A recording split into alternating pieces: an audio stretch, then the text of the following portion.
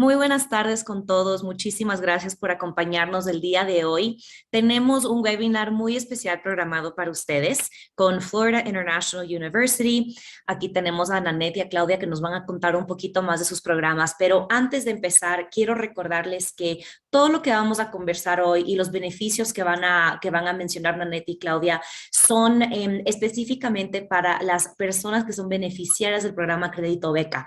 Con Florida International University tenemos un convenio bastante especial, el cual cubre el 100% del valor de la matrícula para programas de doctorado y también hay un beneficio de porcentaje de descuento en la matrícula para los programas de maestría. Entonces, la verdad es una muy buena oportunidad. FIU tiene un ranking bastante alto, entonces aquí están Claudia y Nanette que nos van a conversar un poco más. Recuerden que pueden ir mandando sus preguntas. Con muchísimo gusto al final tendremos un Q&A para contestar todo y no se olviden que la convocatoria del programa Crédito Beca sigue abierta y tienen hasta el 28 de febrero para postularse. Las convocatorias están listas, entonces con muchísimo gusto pueden encontrar más información sobre eso en colfuturo.org y haciendo clic en convocatoria.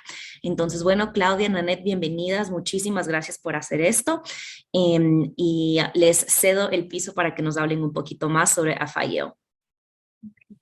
Good evening, everyone. Thank you for joining, and Claudia, thank you for joining me as well. And Bianca, thank you for hosting us. I hope to give you a little bit more insight into FIU, the programs that we offer, and the options that you have as you plan your studies for master's and doctoral degrees.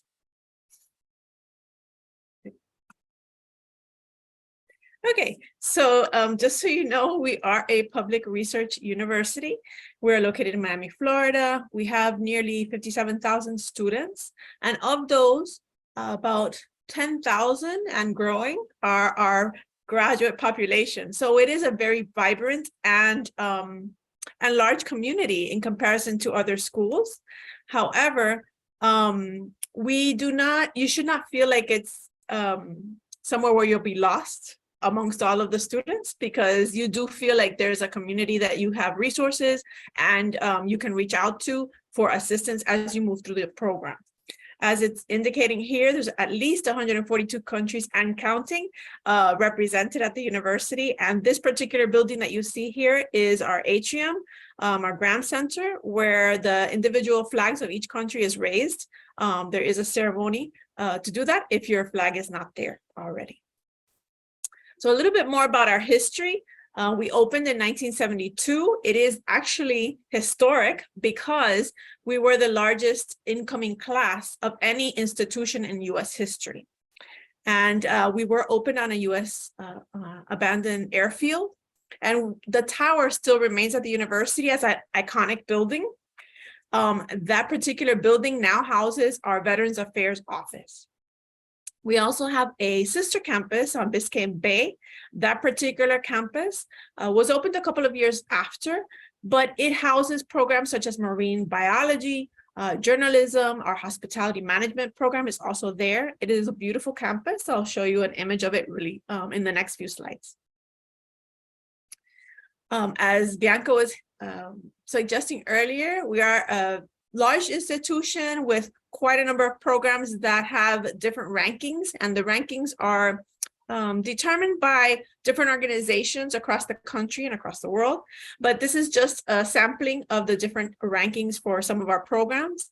If your program isn't listed here, it's not that it isn't well ranked. It is just that we don't have enough space to list the different types of rankings for each program that we offer. Because we are a large institution, our number of graduate programs is also quite large. And you'll see that in the next few slides as well.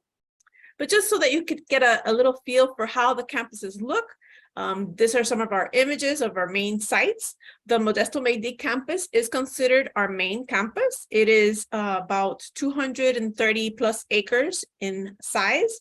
Our Biscayne Bay campus, as you can see, sits on Biscayne Bay next to the water. And therefore, it's a beautiful campus. Just to kind of walk through, you get a very different feel from the main campus. The main campus is hustle and bustle, kind of more city kind of like, and the Biscayne Bay campus is a little bit more relaxed. So depending on your mood that particular day or your area of study, you may be visiting the different types of campuses that you see here. We have a satellite campus on I-75. So it's about, I would say, like an hour away from the main campus.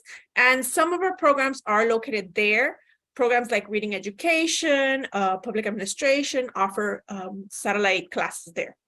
Our Brickell campus is mainly housing our business programs. It is sitting in the financial hub of the city. And so it is an appropriate site to have our students kind of get a feel for the different market and the activities that are happening in the business environment.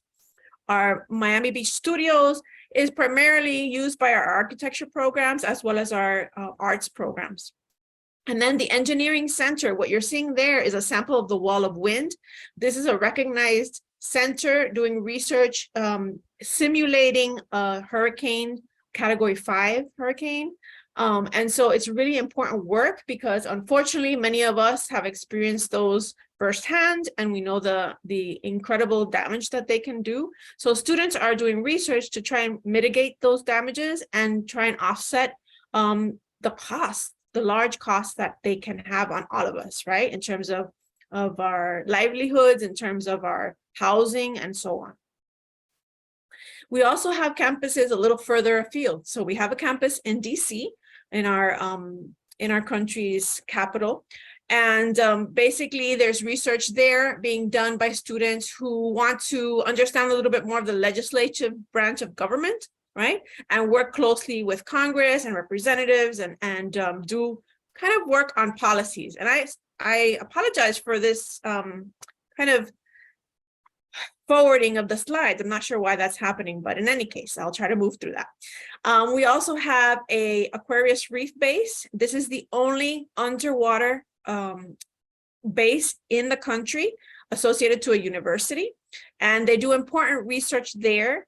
And it is used by NASA astronauts as well, because it simulates the zero gravity environment they would find when they go to space. So it's a really important site as well for various types of programs that we offer. We have a campus on China, which is primarily used by our hospitality management program, as well as a couple of other programs are branching out there as well. And then we have several university museums or affiliated museums with the university doing important work in the area of the arts and history and those types of studies. As I indicated earlier, there are quite a number of programs that we offer. I'll share with you how to find those programs and get details in a moment. So you may be asking why pursue a graduate degree, and there are different reasons depending on the person. Some individuals want to pursue a graduate degree because they want to improve their chances for a promotion at work, right? Some want to pursue a degree because they find personal fulfillment in that and learning new information and kind of sharing that knowledge with others. Some may be because they have loftier goals, so they want to make a difference in the world, and earning that degree is going to help them achieve those goals. No matter the reason, what's important is that you ask yourself beforehand why you want to do this, because that is going to serve in a sense as your North Star and help you kind of keep your eye on that goal and hopefully reach that goal at the end. Now, how do you go about choosing a program? There's different reasons and strategies, but most importantly, I would say what you're doing today is an important first step. You're trying to find out as much as possible about what the program has to offer, maybe the format of the program. Is it fully online? Is it offered once a week? What is it like? What's the structure? And you find this out by asking others. Ask the staff members who administer the programs, ask the program directors as well, because they will tell you about the latest research that's being done by the faculty on staff and whether or not you have a research interest match. That's really critical, especially as you try to apply for different types of funding, that you really can identify what your research goals are and that there is someone on staff who is going to help you kind of not only achieve those goals, but also support you along the way. So choosing a program involves quite a number of different steps. And so it's it's something that you want to take time to plan for. And we always recommend that you start thinking about this process maybe a year in advance, if at all possible.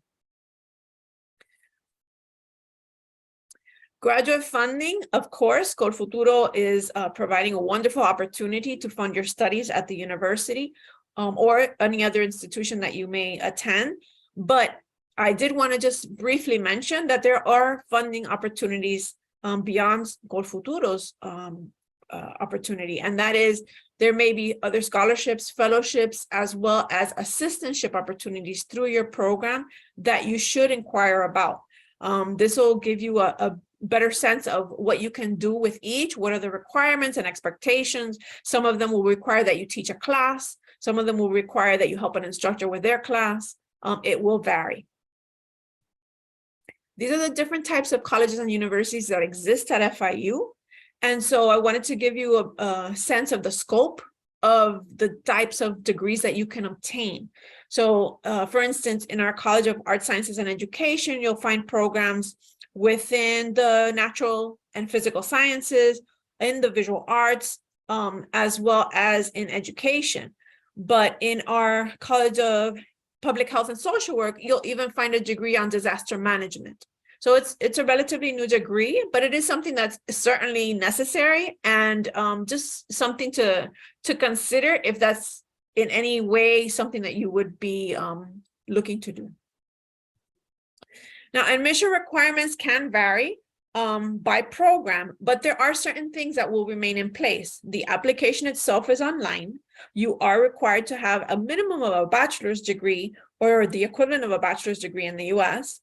Normally speaking, you are asked to have a 3.0 GPA minimum, and that simply is because the university requires that you maintain a 3.0 or a B average when you graduate. So we want to ensure that you have that coming in. That's not to say if you don't have that GPA that you will not be considered. On the contrary, based on all of the other criteria and documents that you provide, there are programs that will still consider you for admissions, but it takes an extra step.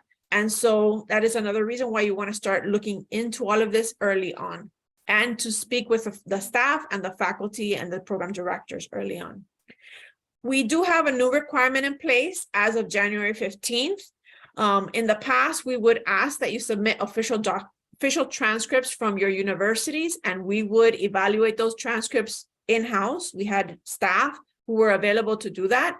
And determine if your foreign credentials were the equivalent to a US degree. That is no longer the case. We are asking that you complete a course-by-course evaluation, and it has to come directly from a NACCES member organization. There are quite a number of organizations that are part of NACCES, but they have the ability, know the standards and policies that impact foreign credentials, and will provide that information to us so that we can review your applications accordingly. Beyond that, you will also need to have translations submitted. And then the other items are more supplemental. Letters of recommendation are pretty standard, a statement of intent or statement of purpose, a resume. Test requirements have changed a little bit in terms of the pandemic, and therefore you do want to check ahead of time whether or not you're going to be expected to have a GRE or a GMAT exam, for instance, but you would be expected to have an English proficiency test. So whether that be a TOEFL exam, an IELTS exam, or a Duolingo result, we would be expecting you to submit that. This particular link is very helpful, and I can share it after the session. After the presentation is over. This is where you would find out who your program contact is, what is required for your particular degree of interest, what are the deadlines that you need to abide by, and all of that information is very handy and available to you on this site. Sorry about that. So I just wanted to briefly mention that we do have a large amount of student resources. So once you become a student at the university, there are various offices that will be helping you along the way. You may need some services more than others, but I would highly recommend that you familiarize yourself with some of the services that are available at the university, because they are there to help you achieve your goal, which ultimately is obtaining the degree. And so you can also do a lot of service and give back to the university through these different offices. For instance, we have a food pantry at the university. There are always students that do need additional help. And so the university kind of puts out a call for students and staff to provide any additional food supplies to those students that may need that. It's completely confidential. The students are able to access that every month on a limited basis, but they have that available to them. And that's just one example, one small example of the different types of student services that are available to you as a student. Housing is also available. That is available to you on campus as well as off campus. This particular image is for our off-campus housing. Housing is available literally across the street. We have at least 4 large buildings, multi-floor buildings that have housing available for students, as well as housing on campus that just became available this fall semester for graduate students. So that's exciting new information. And I know Claudia may be sharing additional information. But in any case, I did want to let you know about that that offer, that access that you have. And finally, the last thing that I wanted to mention was that we do have a very active graduate student life on campus. There are different opportunities for you to become involved with graduate student organizations. The University Graduate School also helps to kind of serve in an advisory capacity with graduate students. And so there's a graduate student advisory board where you can kind of serve as the voice of the graduate students on campus and advocate for your particular program and the needs of you as a student. There's also a graduate student appreciation week every year where the research that's being done is celebrated, right? And you have an opportunity to present your work. And you have opportunities to attend conferences and different things and be funded for that. So I would highly recommend that you become involved once you are a student in the student life and contribute as well, because it's only making the experience that much more enriching. Finally, I wanted to provide you with access to our email so that if you have any questions beyond today's session, you can always reach out to us and we will be more than happy to give you that information.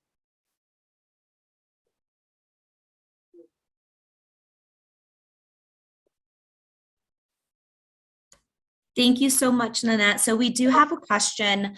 This is about the student visa. Wondering if we can chat a little bit about this. So this person is actually a little bit nervous because they were denied their tourist visa. I just want to point that out there, that the tourist visa and the student visa are completely different. They do not rely on each other. But Nanette, if you can tell us a little bit about what a student visa is, how the process looks, and how FIU helps out with that process, please. Sure. Thank you for the question. So for students who are going to be coming on a student visa, basically part of the application requirements are going to be that once you've been admitted to the university, you also provide proof of available funding. In this case, if you receive funding from Colfuturo, the offer letter from Colfuturo would serve as your funding proof. So you would fill out a declaration of finance form, provide a copy of your passport, we have the proof of your funding, and then we would issue your I-20 document. That I-20 document is what you would use to go to the US Embassy and the visa interview so that they could award you the student visa. Perfect. Thank you so much. And can you maybe tell us a little bit about what kind of candidate FIU is looking for, and just, how can students make sure that their application stands out from so many applications that come in, especially from international students? Yeah, no, I think that's great. So I'm going to go back to something I mentioned during the presentation, which is start the application process early, right? And that includes not only doing the research online and finding out what's required, but also engaging with the department that you're interested in. Because engaging with them, the staff members, as well as the program directors, is going to help you tremendously Because when your application comes across their desk, you're not going to be someone who is completely new. They're going to recognize your name. They're going to recognize what you're interested in doing research on. And that proves to be invaluable. If you've already identified a sponsor or someone, for some programs, especially in the sciences, they actually require that you have a faculty sponsor, right? That's been identified and kind of set up ahead of time. And so that's really key, because if you're able to have that, then when the time comes in order to be considered for a presidential fellowship, right, or a prestigious awards, they're much more likely to nominate you. Many of those awards require that you are nominated by the department. You cannot apply directly. And so by creating that kind of relationship early on, even if you're not a student yet formally, it will help you in the application process. Yes, and if I may add something, Nanette, just to piggyback on what you mentioned about the faculty sponsor, especially if you're a student applying to a PhD program, a lot of the programs require, like Nanette said, that you have identified a potential major professor or a research advisor. So it's very important that if you can establish that connection with a faculty member in the process of you applying to FIU, that you do so. And I think one of the ways to stand out is to reach out to the professors, find out about their research, tell them how their research connects with your interests and how you may be able to contribute at some point in their research. So it's all about establishing those connections ahead of time, or even if you don't know what professor to reach out to, you can always reach out to the department, like Nanette said, particularly the graduate program directors. Let them know what your research interest is, find out about who they can connect you with if you don't know. So it's just to reiterate that establishing that engagement and connection with the department, with the faculty ahead of time will certainly help. Thank you so much. So now that we're touching base a little bit about, funding opportunities, we have a question about application fees, and then we have another question about what kind of scholarships does FIU offer, besides the convenio that we have with Colfuturo. So, do you want to start, Nana, and then I'll follow with some of the fellowships? So application fees, it's a $30 application fee. That fee has not changed, I want to say, in at least a decade. And it is set actually by our Florida legislature. So it is not, because we are a public research university, it is something that's determined by the state. And the other question was the other types of funding opportunities? Yes, so I'm going to drop the link to our website right on the chat right here. So that everyone can see. We do have fellowship opportunities for incoming graduate students. What's important to note is that one, they're mostly for PhD students, and two, that they're department nominated. So this goes back to what we were saying earlier about reaching out to the departments when you're applying to the graduate program, because you want, even though they nominate the students, you want to let them know that you want to be nominated. You want to show that interest. For master's students specifically, we have a fellowship called the Latin American and Caribbean Fellowship, which offers the out-of-state waiver for students coming from Latin America. So it's very similar to the agreement we have with Colfuturo. But I think Colfuturo, in that sense, it's a better opportunity than the Latin American and Caribbean Fellowship. But in any case, I dropped the link on the chat, and you can check out the different funding opportunities we have. Thank you so much. We have another question about English proficiency. So can we talk about English proficiency score requirements and what kind of test FIU allows? Sure.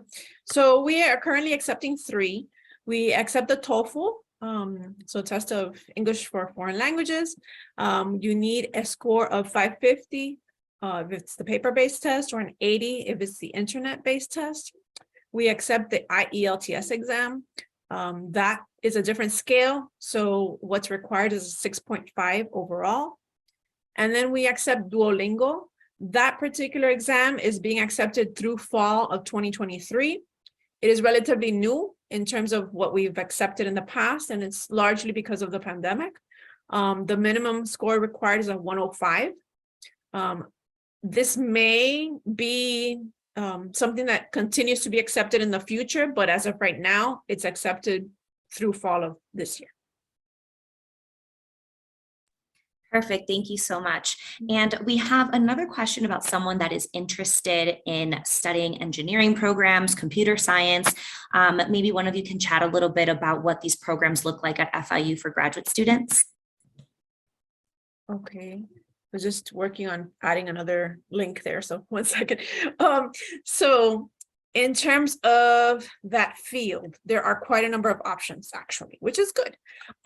There's computer science, right? The traditional computer science, the traditional computer engineering, but we also have cybersecurity, data science, which is very popular, recently popular, and they offer quite a number of tracks. So we also have information technology, telecommunications and networking, and information, I think I mentioned this, information technology. Trying to think which other ones. So there's a suite of different types of programs within that vein that are offered. The majority of them, I want to say, are master's degrees. We have doctoral degrees available in specifically in computer science and computer engineering. Thank you so much, Nanette. We have another question about English requirements. This is coming from someone that they do not have the level of the required English level, but they want to know if there's any kind of pathway program where they can start with English and then dive into their master's degree, or maybe do something at the same time. Well, we do have an English Language Institute on campus, our ELI, basically. And a lot of times students will start there. We even have students that are not necessarily international students. We have students who are residents or citizens of the US, but they want to improve their English level, right? And so they will also attend the English Language Institute until they reach, I want to say it's level 6, and then they apply and transition to a master's degree program or a doctoral degree program, depends. Great, thank you so much. Well, it looks like we don't have any other questions. Thank you so much, Nanette and Claudia, for being here today. This information was absolutely wonderful. And to everyone that's online, please remember that the open call for Programa Crédito Beca is open until February 28th. So definitely check that out in our website. And I also wanted to invite you guys to check out our events calendar on colfuturo.org, so you can take advantage of these webinars and these spaces where we meet with different US universities or universities from all over the world, and a lot of information about Programa Crédito Beca too. So if you have questions about how we do the selection process, how to apply, definitely log on to our website so you can take advantage of these spaces. Thank you so much, Nanette and Claudia. Once again, we will see you at our next webinar. Have a great night, everybody. Thank you, Bianca, for having us. Thank you. Thank you. Bye. Bye. Thank you, Nanette.